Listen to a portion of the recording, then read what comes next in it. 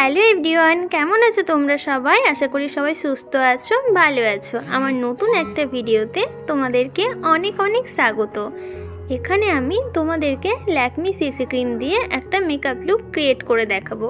কি বলো তো, সামনেই তো সরস্বতী পুজো আসছে আর বিয়ের সিজনও কিন্তু শুরু হয়ে গেছে। তো হলদিতে বা সরস্বতী পুজোর সকালে এই মেকআপ লুকটা কিন্তু তোমরা ক্রিয়েট করতেই পারো। আমি ফেসে ভালোভাবে ল্যাকমি সিসি ক্রিমটা ডট ডট করে অ্যাপ্লাই করে বিউটি ব্লেন্ডার দিয়ে ভালোভাবে ব্লেন্ড করে নিয়েছি। একটুখানি গলাতেও ব্লেন্ড করে নিচ্ছি, নাহলে কি বলো তো, গলা আর ফেস আলাদা আলাদা লাগবে। এখানে আমি কিন্তু আগের থেকেই স্কিন কেয়ারটা করে নিয়েছিলাম। তোমরা কিন্তু স্কিন কেয়ারটা একদমই স্কিপ করবে না, স্কিন কেয়ারটা কিন্তু মাস্ট। তারপরে আমি একটা কনসিলার দিয়ে আমার ডার্ক আন্ডার আইসগুলোকে ঢেকে নিয়েছি। তারপরে এখানে আমি লুজ পাউডার দিয়ে পুরো মেকআপটাকে সেট করে নিচ্ছি। আচ্ছা, সরস্বতী পুজোতে কার কী প্ল্যান আছে আমায় কমেন্ট করে জানিও। কে কোথায় ঘুরতে যাবে? এবছর তো সরস্বতী পুজো আর ভ্যালেন্টাইন্স ডে একই দিনে পড়েছে। আর কিন্তু আরও একটা দুঃখের খবরও আছে, এর সঙ্গে সঙ্গে এইচএস এক্সামও কিন্তু সরস্বতী পুজোর পরের দিন থেকেই শুরু হচ্ছে। কারা কারা এইচএস এক্সাম দেবে তাদের কিন্তু একদমই এই বছরটা ঘোরা হবে না। হ্যাঁ, এক বছর না করলে কি হবে, পরের বছর তো ঘোরা যাবে, কিন্তু এইচএস এক্সামটা তোমরা ভালোভাবে দিও।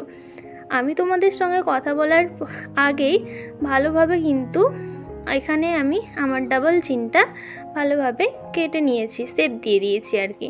তারপরে আমি আই লুকটাও করতে চলে এসেছি।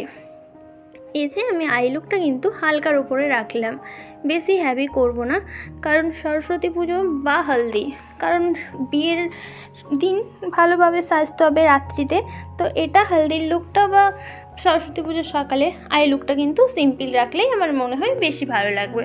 তারপর একটা জেল আইলাইনার দিয়ে আমি কিন্তু আইব্রোটাও সেট করে দিয়েছি। এরপর আমি কিন্তু একটু আইলাইনারও পরে নিচ্ছি। এখানে আমি কোলোসলের আইলাইনারটা ইউজ করছি। আমি না আবার বেশি হ্যাভি আইলাইনার পছন্দ করি না। কি বলো তো, আমার চোখগুলো এমনিতেই টানা টানা, তার উপরে যদি বেশি আইলাইনার পরি তাহলে আমার মনে হয় যে আমার চোখগুলো আবার বেশি বড় বড় লাগছে। এরপরে আমি ভালোভাবে ব্লাশ দিয়ে দিয়েছি, ব্লাশটা কিন্তু মাস্ট।